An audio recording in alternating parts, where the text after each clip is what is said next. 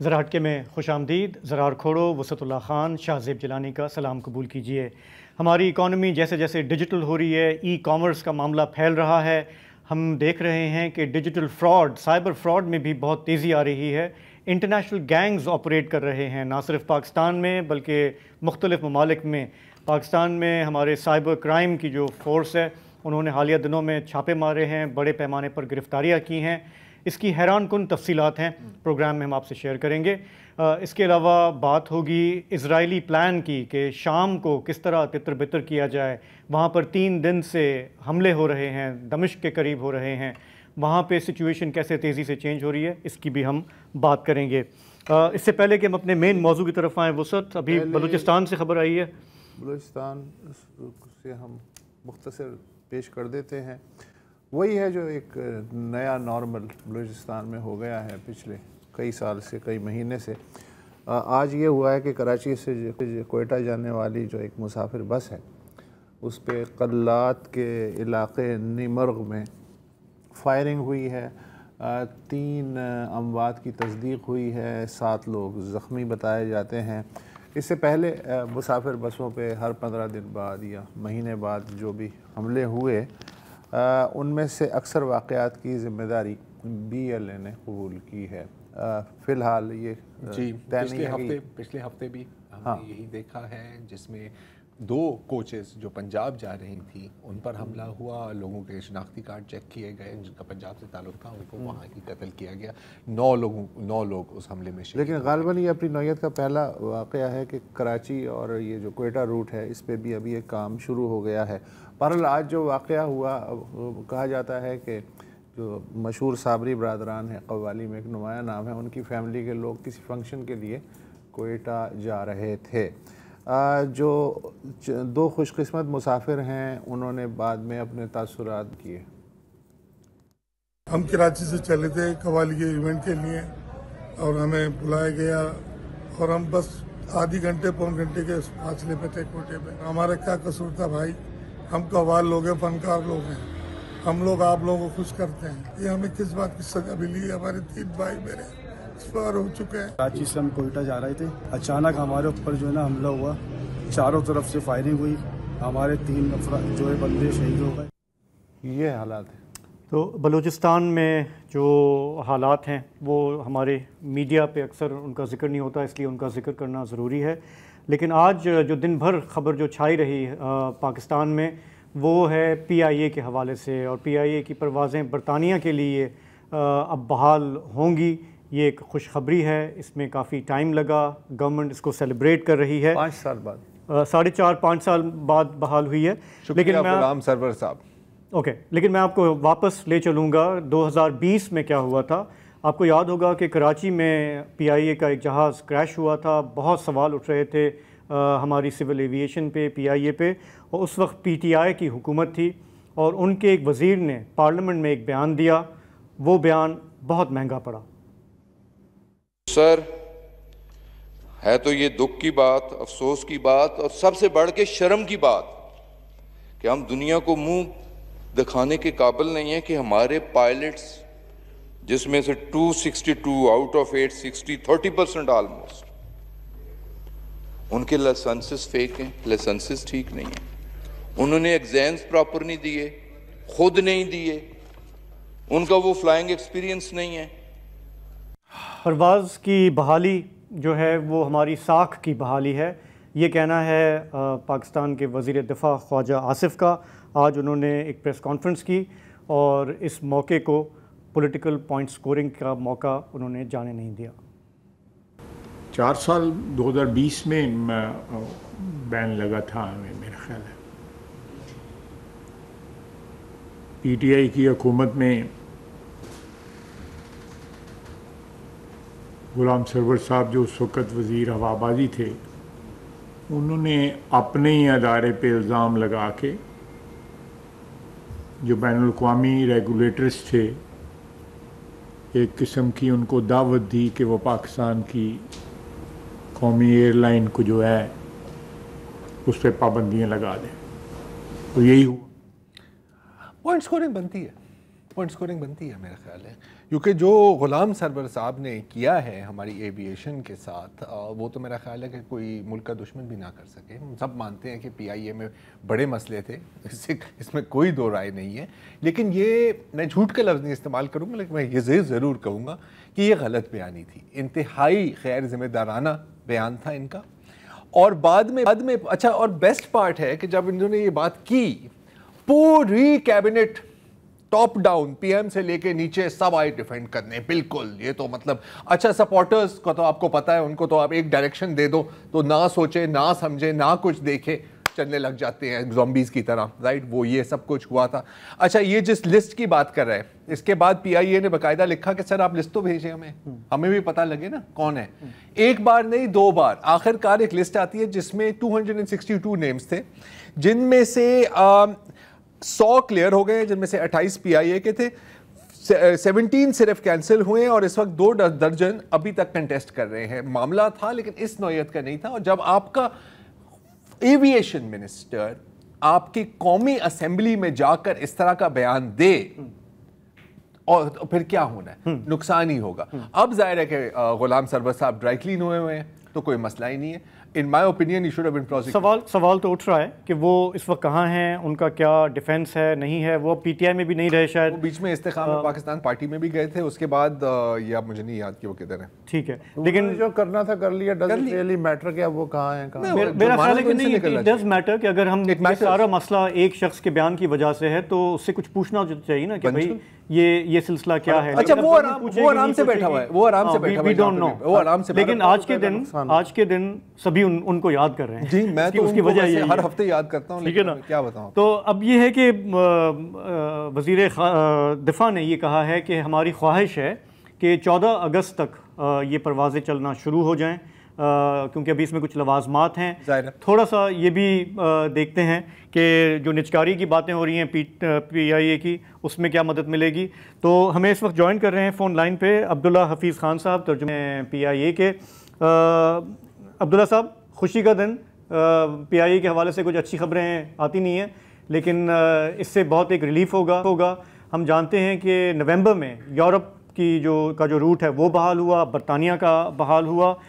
تھوڑا بتائیں گے کہ یہ جو 4.5 سال میں جو سسپینڈ رہا یہ روٹ، نقصان کتنا ہوا ہماری ایئر لائن کا؟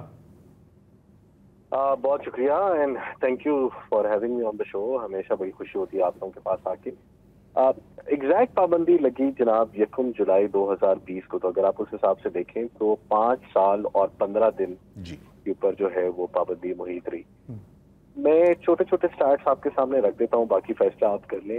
جس ٹائم پہ اگر لیٹس سپوز آپ پابندی کا اطلاق 2020 میں ہوگا، لیکن چونکہ 2020 میں کووڈ بھی آ چکا تھا اور اس کے اندر 2-3 مہینے پروازیں جو ویسے ہی بند رہی یا ایئر ٹریول ریسٹرکٹیڈ تھا. تو اگر ہم 2019 کو ایز اے بیس ایئر لیں تو 2019 کے اندر پی آئی اے ٹوٹل ریونیو کا 37% جو تھا وہ یورپ اور یو کے روٹ سے حاصل کیا کرتا تھا، جو کہ اس ٹائم پہ تقریباً کوئی 45-46 ارب روپے کے قریب بنتا ہے، جس میں تقریباً کوئی 40 ارب جو یو کے کی کنٹریبیوشن تھی، باقی یورپ کی کنٹریبیوشن تھی. اب اگر آپ اس حساب سے نمبر کریں تو پھر آپ بنا سکتے ہیں کہ ہر سال تقریباً 40-50 ارب. اگر میں let's suppose on the safer side میں انفلیشن بھی نہ ڈالوں، میں ایکسچینج ریٹ کا جو ڈفرینس ہے وہ بھی نہ ڈالوں، تو اس حساب سے اگر کیلکولیٹ کریں تو یہ 40 ارب روپے پر ایئر بنتا ہے. اس کو آپ 5 سال سے ملٹیپلائی کر لیں. لیکن جو سب سے اہم بات ہے وہ یہ ہے کہ ریونیو لاس اپنی جگہ کے اوپر جو ساکھ مجروح ہوتی ہے آپ کی، کیونکہ دیکھیں ایئر لائن ٹریول کے اندر ایئر سیفٹی اور ایئر سیفٹی کے اوپر جو لوگوں کا ٹرسٹ ہوتا ہے وہ سب سے امپورٹنٹ فیکٹر ہوتا ہے کسی بھی ایئر لائن کے انتخاب کے لیے. اگر وہ ٹرسٹ آپ کے اوپر سے ٹوٹ جائے، یا اگر لیٹ سپوز پوری دنیا کے اندر پاکستانی ہوا بازی کی صنعت کے اوپر ایز اے صنعت، یعنی صرف ایک ایئر لائن نہیں پوری صنعت کے اوپر اگر سوال اٹھائے جائیں تو وہ ان اٹ سیلف ایک بہت زیادہ ڈیمیجنگ چیز ہے. اس چیز کو ختم کرنا بھی ایک بڑی لینڈ مارک اچیومنٹ ہے. بیکاز میں تھوڑی دیر پہلے بھی کہیں پہ یہ بات ہو رہی تھی کہ پاکستان جیسے دنیا کے 5ویں بڑے ملک کے اوپر اس کو پابندی کا اطلاق کرنا ایک بہت بڑا فیصلہ ہے، بہت سنگین اور بہت سخت نوعیت کا فیصلہ ہے جو کہ یورپین اتھارٹی نے کیا. لیکن اس فیصلے کو ریووک کرنا یعنی پابندی کا خاتمہ اس سے بھی بڑا فیصلہ ہے. بیکاز پابندی کا خاتمے کے لیے ان کو جو سخت ترین اسٹینڈرڈس کے اوپر کمپلائنس انہوں نے دیکھنی تھی انہوں نے کروا کے رکھی تاکہ کسی قسم کا کوئی ان کا تحفظ نہ رہ جائے, کوئی کسی قسم کی ان کی کوئی آبزرویشن نہ رہ جائے. اور اس کے بعد پرمیشن دینا ان اٹ سیلف, جیسا منسٹر صاحب نے صبح کہا کہ ایک یہ سند ہے, یہ it is kind of like a certificate اور اپروف کہ جی پاکستان نے پچھلے 5 سال میں بہت محنت کی اور دنیا کے اسٹرنجنٹ ترین اسٹینڈرڈس کو انہوں نے کمپلائی کیا. عبداللہ صاحب, ہمارے بہت سارے لوگ جو پاکستانی نژاد برطانیہ میں بستے ہیں, کوئی 16 لاکھ کے قریب, اور بھی اسٹوڈنٹس جاتے ہیں, لوگ آتے جاتے رہتے ہیں, وہ یہ جاننا چاہیں گے کہ اب جب یہ بحالی ہوگی تو کتنی فلائٹس چلیں گی, کہاں چلیں گی, تھوڑا سا لوگوں کو امید دیں گے, کیونکہ people prefer to take PIA rather than آپ ٹرکی سے جائیں, UAE سے جائیں, قطر سے جائیں. بندہ یہاں سے بیٹھے جہاز میں اترے وہاں 7 گھنٹے 7.5 گھنٹے. جی دیکھیں, ڈائریکٹ فلائٹ کا تو کوئی کمپیریزن ہی نہیں ہوتا کسی بھی سیکٹر کے اوپر. یہاں سے جو اسکیجول ہے وہ اتنا اچھا ہے, جو ابھی ہم نیا فائل کیا وہ بھی اسی اسکیجول کے اوپر ہے کہ آپ یہاں سے 11:30-12 بجے آپ کا ٹیک آف ہے, ناشتہ آپ نے اپنے گھر پہ کیا, آپ دوپہر کے 4 یا 5 بجے آپ جو ہے وہ برطانیہ میں مینچسٹر یا لندن آپ اتر جاتے ہیں. تو آپ دن نہیں پہنچتے, آپ کو یہ فیل نہیں آتا کہ آپ نے کوئی دن ضائع کیا. اسی طرح جب آپ وہاں سے رات کو چلتے ہیں تو 7-8 بجے ڈپارچر ہوتا ہے, صبح ناشتے سے پہلے جو ہے وہ جہاز پاکستان پہنچا ہوا ہوتا ہے. تو اسکیجول اور ڈائریکٹ فلائٹ کی کنوینئنس کا تو کوئی کمپیریزن نہیں. جہاں تک اس بات کا تعلق ہے کہ جی اب آگے کیا ہوگا, کتنی فلائٹیں لگیں گی, دیکھیں ہمیں یہ سمجھنا پڑے گا کہ 5 سال کے وقفے کے بعد دوبارہ ہم اس روٹ کے اوپر دوبارہ جا رہے ہیں. تو اس کے اوپر ایک دم سے جو ہمارا جو اوریجنل فلائٹ اسکیجول تھا جو کہ 23 فلائٹوں پہ مشتمل تھا, جس میں ہمارے پاس 9 پروازیں تھیں وہ مینچسٹر کی تھیں, 10 پروازیں ہمارے پاس لنڈن ہیتھرو کی تھیں اور 4 پروازیں ہم برمنگھم پہ چلاتے تھے. تو وہ ایک دم نہیں شروع ہو پائے گا, وہ بتدریج شروع ہوگا. جس طرح پیرس کی پابندی کے اطلاق سے پہلے ہماری 4 فلائٹیں ہوتی تھیں, 2 ملان کے ساتھ شیئر ہوتی تھیں, 2 بارسلونا کے ساتھ. ہم نے جنوری میں فلائٹ آپریشن شروع کیا, 2 پروازوں سے 3ری پرواز لگ گئی, 4تھی پرواز آگے لگنے جا رہی ہے. اسی طرح اب مینچسٹر کے اوپر ہم 3 پروازوں سے شروع کریں گے اور ہم بتدریج اس کو بڑھائیں گے مینچسٹر پہ اور پھر بعد میں لندن اور برمنگھم کے اوپر. اچھا, یہ جو ہمارا اس وقت نجکاری کا عمل چل رہا ہے اس سے بہتر دام ملیں گے اب یہ جو روٹ بحال ہو گئے اور پروفیٹیبلٹی بھی اب بہتر ہوگی؟ دیکھیں, کامن سینس ڈکٹیٹ کہ آپ کسی بھی اگر چیز کی بٹ لگا رہے ہیں تو وہ 3-4 فیکٹرز کے اوپر ہوتی ہے. آبویسلی سب سے امپورٹنٹ فیکٹر ہوتا ہے کہ اس کی بکس کے اوپر ایسٹس ورسز لائبلٹیز کتنی ہیں, یعنی اثاثے کتنے ہیں, اس کے اوپر لائبلٹیز کتنی ہیں, دونوں کی ریشو کس طرح کی ہے. دوسرا آبویسلی برانڈ ایکویٹی کے اوپر یا برانڈ کی اسٹرینتھ کے اوپر ہوتا ہے کہ کیا ہے کہ اوور آل گلوبلی کیا اسٹینڈنگ ہے یا برانڈ کی ویلیو کیا ہے, یا کتنے لوگوں کو اس کو ریکال ہے. جو تیسرا بڑا امپورٹنٹ فیکٹر ہے وہ اس کی کیپیسٹی ٹو ارن ریونیو کے اوپر ہے کہ وہ کتنا ریونیو جنریٹ کرتی ہے اور اس کا کتنا. یعنی فار ایگزامپل ایک کمپنی جو کہ پچھلے سال اگر 200 ارب کماتی تھی اور اس سال اگر وہ 250 ارب کمائے گی تو آبویسلی اس کی بڈ ویلیو کے اندر بھی اسی تناسب کے ساتھ اس میں انکریز آنا چاہیے لاجیکلی یا کامن سینس کے حساب سے. تو یہ تمام فیکٹر اگر آپ کنٹریبیوٹ کریں تو ڈیفینیٹلی سارے ایکسپیکٹ کر رہے ہیں, اور یہی بات صبح بھی ہوئی تھی کہ ویلیو اب آپ کو بہت بہتر ملنی چاہیے لاسٹ ایئر کے مقابلے میں, بیکاز اب آپ کے پاس جو ہے آپریشنل ایفیشنسی بھی ہے, نیٹ پروفٹ بھی ہے, یورپ اور UK کے اوپر سے پابندی بھی ختم ہو گئی ہے اور آپ نے اپنی ریپوٹیشن بھی کنزرو کر لی. اب دیکھیں گے نا شفافیت سے معاملہ آگے بڑھے. جی, میں یہ جاننا چاہ رہا ہوں کیونکہ بہت لوگ پوچھ رہے ہیں کہ کچھ آئیڈیا ہے کہ فلائٹ شروع کب سے ہوگی, یا ابھی ہمارے پاس 14 اگست کا ٹارگٹ ہے. 14 اگست کا ٹارگٹ ہے. جی دیکھیں, ہم نے نا آج ہی پرمیشن کے فوراً بعد ہم نے سلاٹ فائل کر لی تھی. جو آفیشیل طریقہ ہے وہ یہ ہے کہ آپ ایئرپورٹ اتھارٹیز کے ساتھ آپ سلاٹ کے شیڈیول جس کو آپ بولتے ہیں وہ آپ فائل کرتے ہیں, اس کی پرمیشن مل جاتی ہے تو آپ اس کو اناؤنس کر دیتے ہیں اور سسٹم میں فلائٹ ڈال دیتے ہیں سیلنگ کے لیے. ہم امید کرتے ہیں اگلے 1 یا 2 دن کے اندر ہمیں پرمیشن مل جائے گی. ارادہ ہمارا یہی ہے کہ یوم آزادی کے دن ہم کوئی پاکستانی عوام کو تحفہ دیں لندن کی یا برطانیہ کی فلائٹوں کی صورت میں, اور ایکسپیکٹڈ یہی ہے کہ ہمیں پرمیشن مل جائے گی تو بائی 14 اگست انشاءاللہ ہم اپنے آپریشن کا باضابطہ آغاز کر دیں گے. ٹھیک ہے, بہت شکریہ بہت بہت سر, آپ نے ہمیں جوائن کیا. یار ہے تو اچھی خبر ہے, بڑے عرصے بعد کوئی اچھی خبر آئی ہے. ہاں ہے, اچھی خبر ہے. میں تو چاہ رہا ہوں کہ غلام سرور کو تھوڑا ٹریک کریں یار. تو اب اربوں کا لاس کیا ہے یار ایک سٹیٹمنٹ کی وجہ سے. یہ کوئی چھوٹی بات نہیں ہے. قومی خزانہ نہیں, آئی کی ناٹ فائنڈ این ایکویولنٹ. میں نے بڑی کوشش کی ہے کہ کوئی ایک بیان اتنا مہنگا پڑا ہو کسی بھی ملک کو. مجھے ابھی تک اس تو اگر یہ اتنی اچھی خبریں ہیں تو پھر پرائیویٹائز نہ کریں, اپنے پاس ہی رکھیں. نہیں جو دیکھیں اچھی خبر ہے, اتنی اچھی خبر ہے. جو پی آئی اے کے مس مینجمنٹ کے گڑبڑ گھوٹالے نقصان کے جو ہیں وہ صرف اس روٹ کی وجہ سے نہیں تھے, وہ ہماری مینجمنٹ, ہمارا ایون سول ایویشن پہ بھی سوال تھے. اور میں پھر یہ کہوں گا کہ اس زمانے میں جب پی آئی اے کا پلین کریش ہوا بہت سارے جینیون سوالات تھے. اب اس کا تھوڑا سا ریکلیسلی گورنمنٹ نے پلے کیا کہ وہ ہمیں اتنا مہنگا پڑ گیا, لیکن ان کو ایڈریس کرنا ضروری تھا, لاس آف لائفز تھا اس میں. تو اب جس طرح یہ کہہ رہے ہیں کہ یورپینز نے جتنے ان کی سختی ہوتی ہے اور جتنا اب ان کو پاپڑ بیلنے پڑے ہوں گے اس سٹینڈرڈ پہ واپس آنے کے لیے, تو ہم سیفلی اسیوم یہ کر سکتے ہیں کہ جی انہوں نے اب اپنی پورا جو ہے نا فول پروف کیا ہوگا اس کو, کم از کم اس روٹ کو. ڈومیسٹک کا میں ابھی بھی کچھ نہیں کہہ سکتا. شاہزیب یہ کچھ یوں ہے نا کہ گرے لفٹ پر آنا آسان ہے, اسے اترنا نکلنا مشکل ہے. تو اب جب سٹینڈرڈز بھی اتنے سخت کر دیے ہیں تو کیوں پرائیویٹائز کر رہے ہیں؟ جیسے میں نے کہا اچھی خبر ہے, لیکن اتنی اچھی خبر نہیں. اتنی اچھی خبر کی جا سکتی ہے اگر ریاست چاہے تو. اگر ریاست چاہے تو. چلیں یہاں پہ ہم ایک بریک لیں گے, واپس آئیں گے تو ذرا بات کریں گے کہ ڈیجیٹل دنیا میں انٹرنیشنل فراڈ کس طرح سے ریویل ہو رہا ہے ہمارے ملک میں, اس کی آپ کو تفصیلات بتائیں گے. Welcome back. اگر شرافت ترقی کر رہی ہے تو جرم 3 گنا زیادہ رفتار سے ترقی کر رہا ہے. اب تک مجھے شاہزیب عادت یہ تھی کہ ہر دوسرے تیسرے ہفتے, اب بھی خیر, ایک ایس ایم ایس آتا ہے کہ آپ کا بے نظیر انکم سپورٹ پروگرام میں جو ہے وہ پتہ نہیں کیا کیا آپ نے, تو 40,000 روپے نکل آیا ہے, تو برائے کرم جو ہے اس پہ رابطہ کریں. تو میں اب تک اسے ڈیلیٹ کرتا آیا. آپ کا سم بلاک ہو گیا ہے, آپ کا یہ ہو گیا ہے.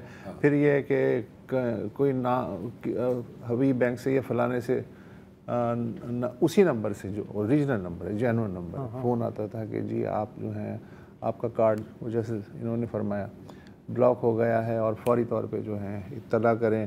یا پھر یہ ہے کہ پتہ چلا کہ اے ٹی ایم میں کسی نے کوئی کیمرہ یا مشین لگا دی تھی, تو میں نے اگر کارڈ دیا مشین میں یا انہوں نے دیا آپ نے دیا تو وہ اس کی تفصیلات اس تک پہنچ جاتی تھی, پھر وہ اسے موم کے ذریعے چھاپ کے آپ کے پیسے اڑا لیتے تھے. ہاں لیکن اب جو ہو رہا ہے یہ میں نے وقت ضائع کیا گویا آپ لوگوں کا. اب نیکسٹ لیول کی جو ہے کہانی وہ ہمارے سامنے آ رہی ہے. مثلا گزرے مئی میں, یہ ایک چھوٹی خبر ہے, گزرے مئی میں national cyber crimes investigation agency NCCIA اس نے امریکی FBI اور ڈچ پولیس کی مدد سے ملتان اور لاہور میں سائبر کرائمز اور ڈیجیٹل فراڈ میں ملوث 21 افراد کو حراست میں لیا مئی میں.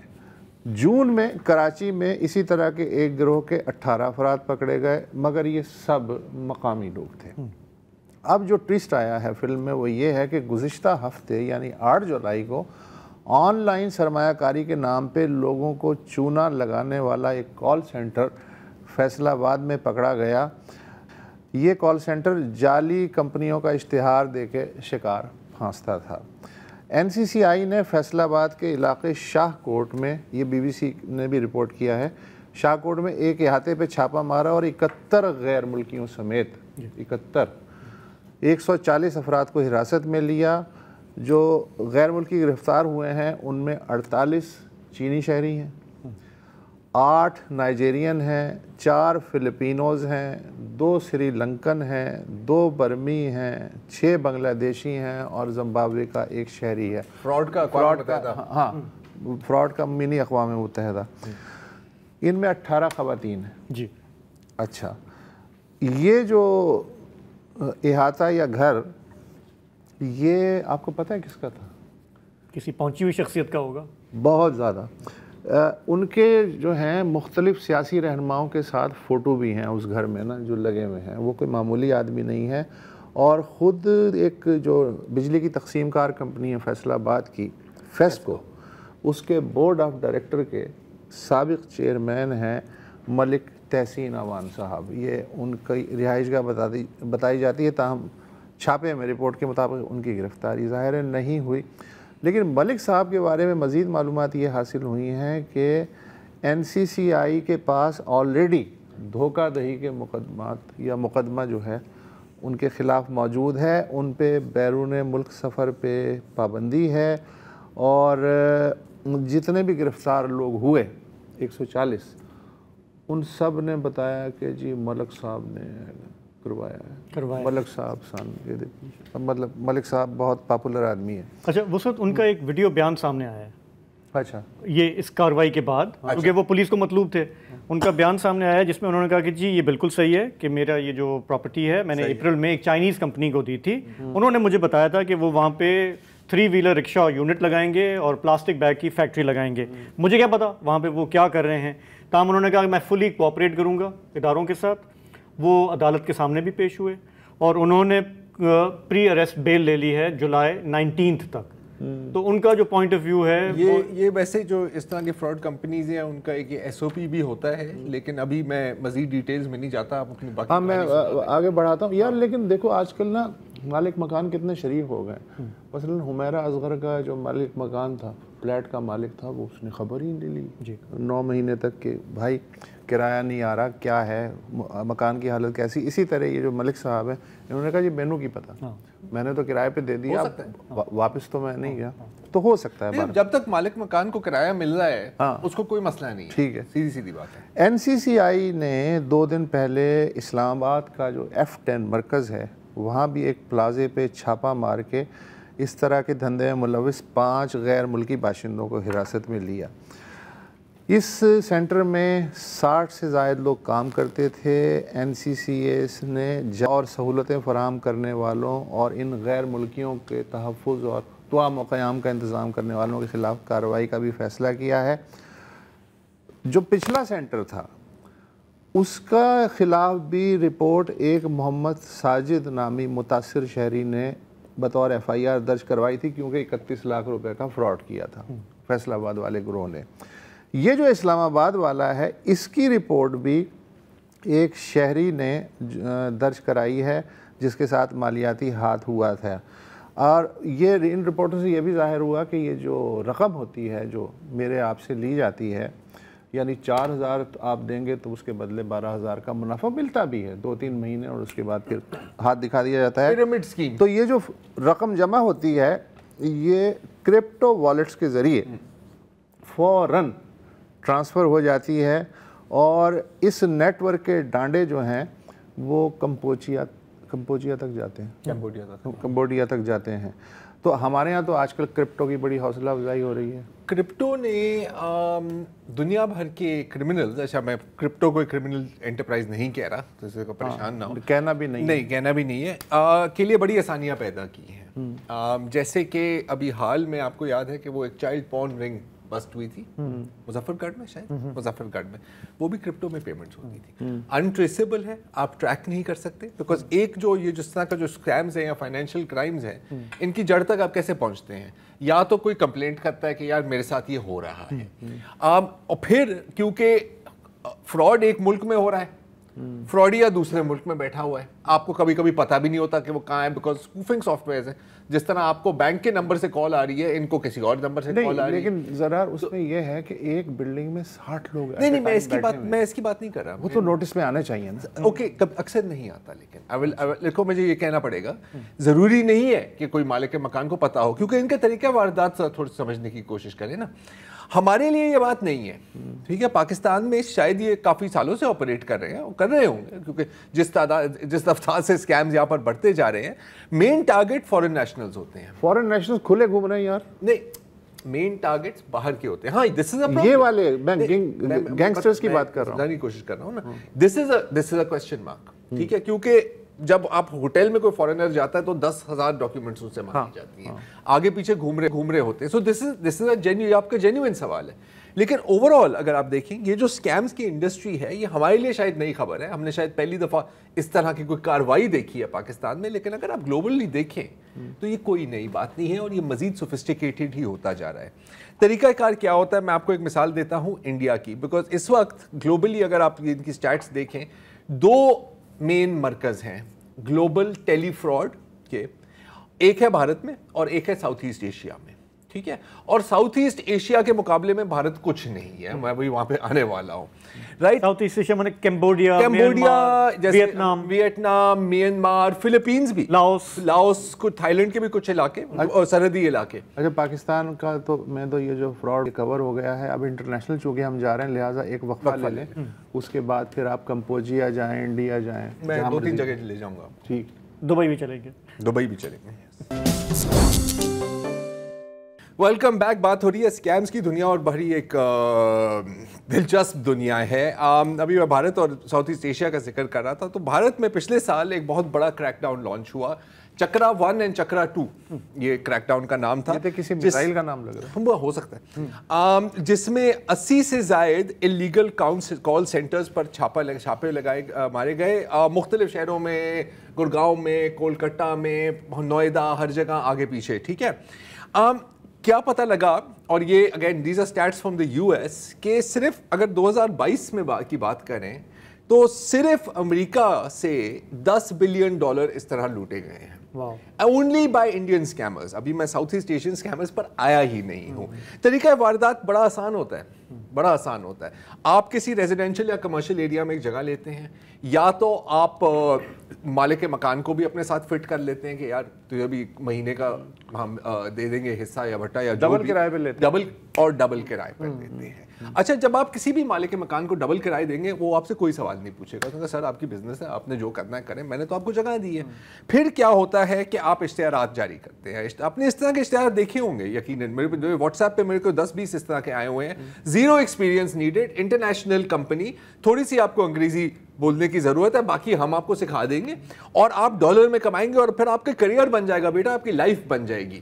یہاں سے ہوتی ہے ریکروٹ. فیصلہ آباد والی اپ ورک پاکستان کے نام سے سر اس طرح کی ہوتی ہے. Ethical info systems limited India کی ایک کمپنی تھی, اس طرح ہزاروں ہے. ٹھیک ہے, وہ آپ رجسٹر بھی کرتے ہیں باقاعدہ, ایسا نہیں ہے. پھر کیا ہوتا ہے کہ آپ یوزلی ٹارگٹ کرتے ہیں ویسٹ کو, کیونکہ ڈالر وہیں ہے, رائٹ. یہاں سے آپ کو کیا ملے گا, 5,000, 6,000, 10,000. تو پھر آپ وہ کال کرتے ہیں, اور 70%, 80% سینئر سٹیزنس کو ٹارگٹ کیا جاتا ہے, جن کی ڈیجیٹل نالج اتنی نہیں ہوتی. آپ وہ کال کرتے ہیں کہ جی میں FBR سے کال کر رہا ہوں, IRS جو امریکہ کا FBR ہے, اور آپ کے ٹیکس ریٹرن میں یہ مسئلہ ہے, ہم آپ کی نام ہم خبر کو دے رہے ہیں, خبروں نیوز چینلز کو دے رہے ہیں, آپ کی ذلت ہوگی, یہ وہ. اچھا, وہ پینک ہو جاتے ہیں کہ مجھے اتنے پیسے جمع کرا دیں. اس نے کہا کہ جی آج ہی دینے ہیں. تو آپ نے کیا کرنا ہے, آپ جائیں سپر مارکیٹ اور آپ Amazon یا ایپل یا کسی کے گفٹ کارڈ خرید لیں, اور آپ ہمیں کوڈ بتا دیں. کوڈ بتا دیے, پیسے ان کے ہو گئے. دوبارہ آپ اس نمبر کو کال کریں گے تو وہ ڈیڈ ہے, رائٹ. تو یہ ایک طریقہ ہے. اچھا, اب یہ جو کریک ڈاؤن ہوا ہے نا, کیونکہ یہ بڑے اڈیپٹیو کرمنلز ہوتے ہیں, بٹ چست, ان کا دماغ بڑی تیزی سے چلتا ہے. جب انڈیا میں کریک ڈاؤن ہوا, جو یہ ٹارگٹ کر رہے تھے US کو, انہوں نے صرف اپنے توپوں کا رخ بدل دیا.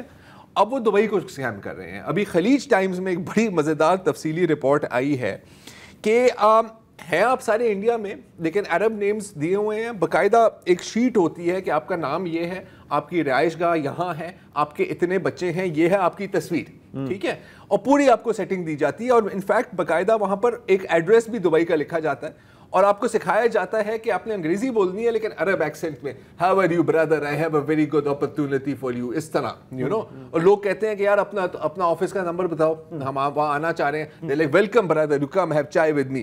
اچھا, جب کوئی جو اسکیمر ہے جو پکڑا گیا تھا, اس نے کہا تھا کہ کبھی ایک بندے نے ہمارے آفس کو وزٹ نہیں کیا. اچھا, وہاں پر شروع ہوا فوریکس کا اسکیم. ٹھیک ہے, کہ جی اچھا فوریکس اور سٹاکس کا, کہ جی نیٹ فلکس کا سٹاک بک رہا ہے, ہمارے پاس ایک بڑی اچھی ڈیل ہے. اور یوزول جو اسکیم میں ہوتا ہے نا, وہ ہوتا ہے کہ جی آپ نے بس ابھی فیصلہ کرنا ہے, نہیں تو یہ موقع گیا, پھر تم پچھتاتے جاؤ گے.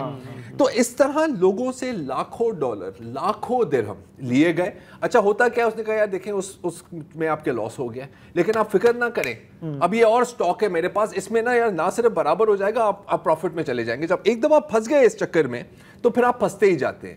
ایونچولی جب وہ اپنا ٹارگٹ ہٹ کر لیتے ہیں تو فون چینج ہو جاتا ہے. اچھا, جیسے آپ کو نمبرز آ رہے ہیں بینک کے, لگتے ہیں لیجیٹیمیٹ, وہاں سارے جو نمبر کال اسپوفنگ کی وجہ سے 972 کے کوڈ سے ہیں. تو لوگ جب دبئی کا فون دیکھتے ہیں, وہ کہتے ہیں یار صحیح ہوگا. تو یہ ہوتا ہے, رائٹ. ایک فار ایگزامپل کال سینٹر ہے جو باقاعدہ, مطلب آپ جائیں وہاں پر تو لوگ بیٹھے ہوتے ہیں, you know, young people working away, charts, graphs, پورا آفس لگتا ہے. بچوں کا تو قصور نہیں, انہیں تو ملازمت چاہیے ہوتی ہے. ہاں, ملازمت چاہتی ہوتی ہے, لیکن ان کو بھی پتا ہوتا ہے کہ کیا ہو رہا ہے, ہم فراڈ کر رہے ہیں. نہیں دیکھو, اگر میں مطلب ایرک سٹیونز بن کے کسی سے کہہ رہا ہوں کہ یار میں تمہیں انشورنس بیچ رہا ہوں, مجھے پتا ہے کہ میں فراڈ کر رہا ہوں, لیکن پھر پیسے بھی مل رہے ہیں ساتھ ساتھ. تو جیسے ایک کمپنی تھی گلف فرسٹ کمرشل بروکرز, ان کا باقاعدہ آفس بھی تھا, لاکھوں ڈالر کی چونا لگا دیا لوگوں کو. جب لوگ وہاں آفس پہنچے تو ایک بند دروازہ تھا, اور اس کے سامنے ایک گاربیج بیگ پڑا ہوا تھا, اندر گئے تو سب خالی, مطلب اوور نائٹ آپریشن, جیسے پاپ اپ ریسٹورینٹس ہوتے ہیں نا اس طرح. اچھا اب لیکن یہ تو ہیں ٹرول مطلب اسکیم سینٹرز, اسکیم فارمز, مطلب industrial level scam farms like poultry farms, لیکن وہ بھی باس مطلب بیریا ٹاؤن کے لیول. ہمارے یہاں ٹرول فارمز ہوتے تھے, ٹرول فارم, یہ اسکیم فارم ہے. یہ آپ کو ملیں گے فلپینز میں, کیمبوڈیا میں, لاؤس میں اور میانمار میں, بالخصوص ان علاقوں میں جہاں پر حکومت کا کوئی زیادہ نام و نشان نہیں ہوتا, یا اگر جو لوکل ایس ایچ او ہے اس کو بھی آپ ڈالر پکڑا دو, وہ کہے گا سر آپ نے جو کرنا ہے کریں. یہاں پر باقاعدہ جو اسکیم کر بھی رہے ہوتے ہیں وہ بھی وکٹمز ہوتے ہیں. تو اکثر ہم نے دیکھا ہے کہ جیسے ایک, میں آپ کو ایک بڑی عجیب اور غریب کہانی ہے کہ ایک خاتون ہے جس کا نام سوزن دیا گیا ہے. تو اس کی جو بہن تھی وہ جوا بہت کھیلتی تھی, ٹھیک ہے, اچھا جوا, پھر وہ مقروض ہو گئی. تو جو گینگسٹرز ہیں انہوں نے اس کے ساتھ ڈیل کی. تو اس نے اپنی بہن کو کہا کہ یار میں نے تمہارے لیے ایک بڑی اچھی نوکری ڈھونڈ لی ہے, چائنیز تھی یہ, میانمار میں, تم وہاں جاؤ سب سیٹ ہوگا, یہ وہ. اس کو بروشور, اپنے بھائی کو کہا, اپنی بہن کو کہا. وہ جب وہاں پہنچی تو ان لوگوں نے اسے گرفتار کر دیا. اس نے کہا کہ جی آپ کی بہن نے تو ہمیں بیچ دیا ہے, اس کے اتنے $1,00,000 اس نے ہمارے دینے ہیں, جب تک تم یہ کما کے ہمیں نہیں دو گی ہم تمہیں یہاں سے جانے نہیں دیں گے. تو اس کو پھر ایک پورا کیریکٹر دیا گیا کہ میں تم بروکلن. یہ کیا چل رہا ہے, یہ جو اچھا یہ جو ہے, یہ جب آپ اپنے کوٹا نہیں پورا کر سکتے تو آپ کا تشدد, ٹارچر, آپ کا مطلب یہ سلیوری ہے بیسیکلی. یہ بیسکلی سلیوری ہے اور یہ بانڈڈ لیبر بھی ہے, کیونکہ آپ کو وہاں پر جو, جیسے کہ ایک بندہ کہہ رہا تھا کہ مجھے $1,00,000 کا کوٹا تھا, میرا $1,00,000 تم نے مہینے میں بنا تھا, دن میں 18 گھنٹے ہم یہی کام کر رہے ہوتے تھے. اگر نہیں بنے تو آپ کو مار پڑتی تھی. دوسرا کہ اگر وہاں پر وہ آپ کو ایک سیب بھی کھلائیں گے نا کھانے میں, کہیں گے یہ سیب $20 کا ہے, تو آپ پہ قرضہ چڑھتا جاتا ہے, جیسے یہاں پہ بھٹے کے مزدوروں کے ساتھ نہیں ہوتا. یہ بانڈڈ لیبر سر, یہ وہ والی گیم ہے. تو یہاں پر نا فار ایگزامپل, اب ایک تو ہے یہ انشورنس اسکیم یا فیک سٹاکس بیچ دیے کسی کو, پھر رومانس اسکیمز بھی ہوتے ہیں. جیسے یہ سوزن خاتون کی جو میں ذکر کر رہا تھا, اس کی ڈیسک کے اوپر نا تصویریں لگی ہوئی ہیں کہ تم اصل میں بروکلن نیو یارک کی ایک امیر ترین بزنس وومن ہو, لیکن تمہاری عمر تھوڑی سی زیادہ ہو گئی ہے تو اب تمہیں کسی شوہر کی تلاش ہے. تو اس طرح وہ لوگوں کو رومانس اسکیم کرتے تھے. ساری ڈیٹیل, ساری انسٹاگرام پکچرز, اور اگر کوئی کہے, کوئی بہت اصرار کرے کہ یار میں آپ سے ویڈیو چیٹ کرنا چاہ رہا ہوں, تو باقاعدہ ماڈلز کو بلایا جاتا تھا اور ان کو بٹھایا جاتا تھا کہ تم بنو کہ میں تمہارے سے یہ بات کر رہا ہوں یا بات کر رہی ہوں. تو پہلے آپ نے انڈیا کی بات کی کہ وہاں پہ یہ فارمز ہیں, یہ جو ساؤتھ ایسٹ ایشیا میں ہیں یہ چائنیز سنڈیکیٹڈ ہیں, چائنیز سنڈیکیٹس بھی ہیں, لوکل گروپس بھی ہیں. دیکھیں جو جرائم پیشہ عناصر ہیں نا, ان میں یہ کوئی نہیں ہوتا کہ یار یہ تو ہمارے ملک دشمن ہے, ہمارے ملک دوست ہیں. وہ سب مطلب سب سے بڑا روپیہ, سب سے بڑا روپیہ.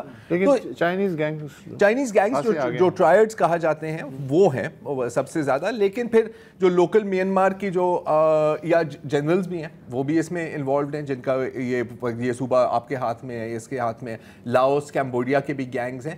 تو یہ پوری انٹرنیشنل کرمنل انٹرپرائز ہے نا, ٹوٹل کرمنل انٹرپرائز ہیں. یہ جن کی میں بات کر رہا ہوں نا, یہ جن کو میں کہہ رہا ہوں اسکیم فارمز, ان کی اگر آپ باہر کی تصویر دیکھیں تو یار it is a huge compound, بڑی بڑی دیواریں, اوپر باربڈ وائر.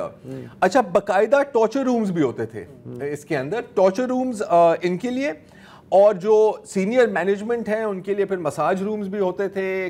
یہ دیکھیں سائز چیک کریں اس کا, this entire thing is a scheme form. اور پھر کاراوکے سینٹرز بھی ہیں جہاں پر آپ بیٹھ کر نا تھوڑا سا ریلیکس کر سکتے ہیں اگر آپ کی پرفارمنس تھوڑی سی بہتر ہو.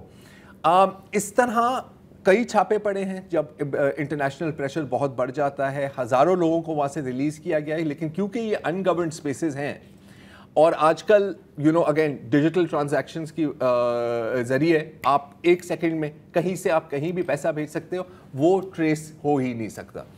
میں ابھی دیکھ رہا تھا, آپ نے جو کہ انڈیا کے گینگز کی بات کی, ایک رپورٹ وہاں کے انڈین میڈیا کی ہے, I don't know how authentic it is. انہوں نے کہا کہ جی اس سال صرف جنوری سے لے کے مئی تک پہلے 5 ماہ میں 7,000 کروڑ کا لاس ڈیجیٹل کرائمز کی وجہ سے. ان کی جو کرائم ایجنسی 7 ارب روپے, انڈین روپے کا انٹرنلی اپنے لوگوں کو تو لوٹ ہی رہے ہیں, اور پھر انٹرنیشنل جو ہے وہ بھی چل رہا ہے. ہمارے یہاں بھی جیسے ہم ڈسکور کر رہے ہیں دھندا پاکستان شروع کے دن ابھی شروع کے دن ہیں, لیکن چیزیں سوفسٹیکیٹڈ ہوتی جا رہی ہیں. جس طرح کے اسکیمز ہم دیکھ رہے ہیں اب, کیونکہ دیکھیں اب جو اے آئی ٹولز آپ کے پاس اویلیبل ہیں, اور میں بات کر رہا ہوں free to download A I tools میں, اس میں آپ وائس پروفنگ کر سکتے ہیں, اس میں آپ کچھ بھی کر سکتے ہیں. ایک جو بڑا ہمارے پاس فیمس اسکیم آج کل چل رہا ہے نا کہ یار میں فلانے تھانے کا ایس ایچ او بول رہا ہوں اور آپ کے بیٹے میرے پاس ہیں. مجھے بھی یہ کال آئی تھی, میں نے کہا کہ کیا کیا, انہوں نے کہا اس نے کہا وہ شراب پی کر نا وہ گاڑی چلا رہے تھے. میں نے کہا پھر رکھ ہی لیں, وہ میرے سامنے بیٹھے ہوئے تھے. میں نے کہا یار ان کی یہی ہے. تو یہ چل رہا ہے. نہیں, ہوشیاری پکڑنے کی ضرورت ہے سب کو, بالکل, کہ اس طرح کی کال, اس طرح کے میسیجز جو ہیں, بلیو نتھنگ یار, سیدھی بات ہے. تو چلیں ہم یہاں پہ ایک لیں گے بریک, اس کے بعد اب چلیں گے سیریا اور دیکھیں گے وہاں پہ اسرائیل کے کیا ارادے ہیں, وہ کیا کر رہے ہیں وہاں پہ. Welcome back. 1982 میں ایک اسرائیلی جرنل میں ایک مضمون شائع ہوتی ہے جس کا عنوان ہے A Strategy for Israel in the 1980s, اور اس کے مصنف تھے عودید ینون. تو اس پلان کو کہا جاتا ہے ینون پلان. اچھا, ینون پلان کے مطابق بہت لمبا پلان تھا. اس میں یہ تھا کہ اسرائیل کی اسٹریٹجی کیا ہونی چاہیے. تو ایک تو انہوں نے کہا کہ جتنی بھی عرب ایک دوسرے کے ساتھ لڑے وہ ہمارے فائدے میں. اب ظاہر ہے اس میں کوئی حیران کن بات نہیں ہے, لیکن اس کے ساتھ ساتھ انہوں نے یہ بھی لکھا کہ ہمارا جو گول ہونا چاہیے, ہمارا جو ٹارگٹ ہونا چاہیے, کہ پوری جو عرب دنیا ہے اس میں جو اس وقت جو ریاستیں قائم ہوئی ہیں ان کو توڑ کر تقسیم کیا جائے لسانی, نسلی اور فرقہ وارانہ بنیادوں پر. اور اگر آپ اس وقت دیکھیں اور اس پلان کو آپ شام پہ اپلائی کریں تو آپ دیکھ سکتے ہیں کہ یہ پلان کافی ایڈوانس سٹیج تک پہنچ گیا ہے. پلان یہ ہے کہ نارتھ اور نارتھ ایسٹ میں کردوں کی ایک ڈی فیکٹو ریاست ہو, ساؤتھ میں علاویوں کی ہو, اور ساؤتھ ویسٹ میں اسرائیل کی سرحد کے قریب دروز کی ایک اپنی ریاست ہو, چاہے وہ مطلب آفیشل ہو یا ان آفیشل ہو. اب اس چیز کو ذہن میں رکھتے ہوئے ریاست نہ ہو, سب کی نہیں, ان کی نہ ہو, وہ سب اسرائیل ہو. اب اس کو ذہن میں رکھتے ہوئے پھر ہم دیکھتے ہیں کہ آج اسرائیل نے شام میں کیا کیا ہے. آج نہ صرف صدارتی محل پر بمباری ہوئی ہے دمشق میں, بلکہ ڈیفنس ہیڈ کوارٹرز اور کئی اور ٹارگٹس پر بمباری ہوئی ہے. بمباری ابھی بھی جاری ہے. اسرائیل سے جو بیانات سامنے آ رہے ہیں بہت ہی خونخوار ہیں. ڈیفنس منسٹر کاٹس کا کہنا ہے کہ اب ہمارے صبر کا پیمانہ لبریز ہو گیا ہے, ہم نے بہت ان کو ٹالریٹ کیا ہے, لیکن اب ہم ان دہشت گردوں کے ساتھ نہیں رہ سکتے. بین گویر نے کہا کہ جی یہ جو دروز ہیں ان سے مجھے محبت ہے اور ان کی دفاع کے لیے میں آؤں گا, اور بنجامن نیتن یاہو کا بھی کم و بیش یہی کہنا ہے. اس کے ساتھ ساتھ اسرائیل کی ڈیفنس منسٹری کا یہ بھی کہنا ہے کہ جی ابھی تو یہ شروعات ہے اور کئی دنوں تک ہماری یہ کارروائیاں جاری رہیں گی. اس کے ساتھ ساتھ اسرائیل کی جو 98 ڈویژن ہے وہ اس وقت شام کے بارڈر پر ڈپلائیڈ ہے, اور گولان ہائٹس سے بھی دستے شام کی طرف جا رہے ہیں. ایک نیا ریکارڈ قائم کیا ہے اسرائیل نے کہ پچھلے 6 ہفتوں میں 4 مشرق وسطیٰ کے دارالحکومتوں پر بامبنگ کی ہے. تہران, بیروت, صنعا یمن میں, اور اب دمشق. پچھلے 7 ماہ کو اگر ہم دیکھیں تو اسرائیل نے تقریباً 1000 ایئر اور آرٹلری سٹرائکس کی ہیں شام پر. 420 بار زمین پہ داخل ہوئے ہیں. 180 اسکوائر کلومیٹر پر قابض ہیں. اس کی جوابی کارروائی بھی ہوئی ہے شام کی طرف سے. 2 کمپلینٹس دائر کیے ہیں یونائٹڈ نیشن سیکیورٹی کاؤنسل میں, 2. ٹھیک ہے. اور ہاں, اور جو حزب اللہ کے جو ویپن شپمنٹس جا رہے تھے وایا سیریا ٹو لیبنان, تقریباً 50 وہ روکے ہیں. میں بریفلی, حالانکہ ہم نے پہلے بھی ذکر کیا ہے, تھوڑا سا میں دروز کے بارے میں بتا دوں کیونکہ یہ سارا فوکس اس وقت جو اسرائیلی پلان ہے اس کا بڑا اہم حصہ ہے. تو یہ پائے جاتے ہیں شام میں, لبنان میں, اردن میں, اسرائیل کے اندر گولان ہائٹس میں 1.5 لاکھ اسرائیل میں, اور 1.5 لاکھ کے قریب 15 لاکھ کے قریب ان کی ٹوٹل آبادی ہے اس خطے میں ایک ایسٹیمیٹ کے مطابق. اور خیال یہ کیا جاتا ہے پہلے تو یہ ایک آف شوٹ تھا اسلام کا, لیکن پھر یہ اپنے آپ میں ایک الگ عقیدہ بن گیا. ان کی جو ریلیجس پریکٹسز ہیں وہ نسبتاً سیکریٹو ہیں, مطلب یہ کلوزڈ ہیں. شادیاں فار ایگزامپل باہر نہیں کرتے, کنورٹ ہو کے آپ شامل نہیں ہو سکتے. ہیں عربک سپیکنگ ایتھنکلی, کلچرلی بھی آپ ان کو عرب کہہ سکتے ہیں, لیکن وہ اپنے آپ کو الگ تھلگ رکھتے ہیں. بنی معروف کہتے ہیں وہ اپنے آپ بنی معروف. اور ہمارے یہاں جو انبیاء آئے جن کو ہم مانتے ہیں اس میں حضرت شعیب علیہ السلام کے بارے میں کہتے ہیں کہ ان کو یہ اپنا نبی مانتے ہیں. صحیح. اچھا اب یہ مطلب اسرائیل کے جو لیٹسٹ اٹیکس ہیں اس کیا جواز دیا ہے انہوں نے؟ جو السویدہ کا صوبہ ہے ساؤتھ ویسٹ شام میں تقریباً اسرائیل کی سرحد پر، وہاں پر کافی دروز بستے ہیں. انفیکٹ ایک لحاظ سے میں کہہ سکتا ہوں کہ وہ گڑھ ہے، ان کی اکثریت ہے وہاں پر.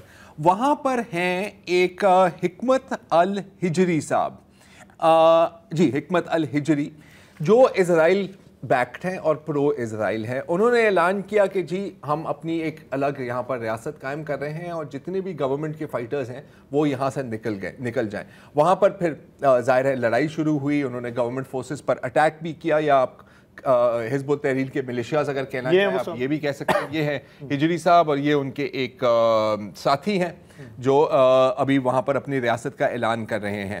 اچھا اس کے ساتھ ساتھ پھر وہاں پر جو ان کے فائٹرز ہیں وہ داخل ہوئے اور شام کا جھنڈا گرا کر انہوں نے اسرائیل کا جھنڈا آپ دیکھ سکتے ہیں یہاں پر بلڈنگز پر. پروکسی ہر جگہ ہے سر.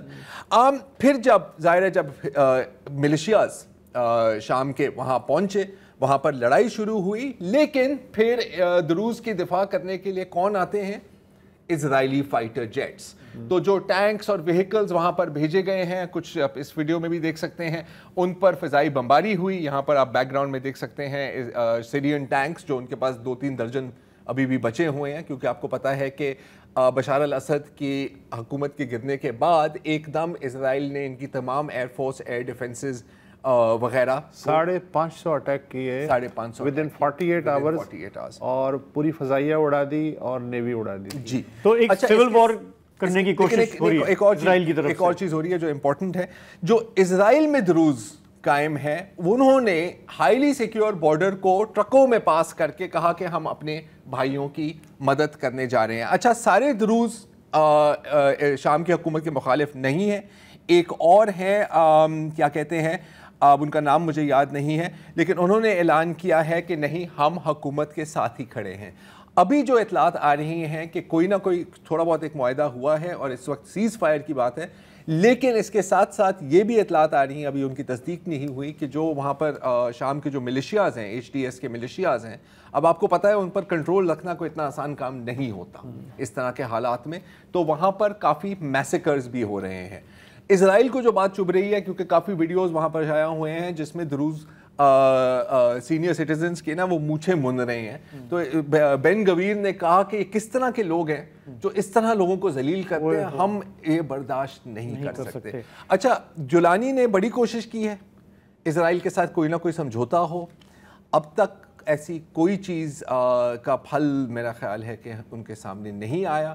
ترکی بھی پریشان ہے کیونکہ آپ کو پتہ ہے ان کا یہاں پر ایک اسفیئر آف انفلوئنس بن رہا تھا، لیکن اس وقت وہ اس پوزیشن میں نہیں ہے اگر وہ چاہتے بھی کہ وہ ڈائریکٹلی اسرائیل کو ملٹری. اور امریکہ ماشاءاللہ امریکہ نے کہا ہے کہ میں نے سنا ہے کہ کوئی چھوٹی موٹی غلط فہمی ہوئی ہے اسرائیل اور شام کے بیچ میں، نے ان دونوں سے بات کر رہا ہوں کہ ٹھنڈے ہو جائیں. ہم ان سے کہہ رہے ہیں کہ شانت رہیں. یہ جرمنی، فرانس، ان کے اس طرح کے بیانات آئے ہیں. We call for restraint and protection of minorities. تو سیریا میں جو کچھ ہو رہا ہے اس پر ہم نظر رکھیں گے. فی الحال ہمارے پروگرام کا وقت ختم ہوا، ہمیں یہی اجازت دیجیے. خدا حافظ، شب بخیر.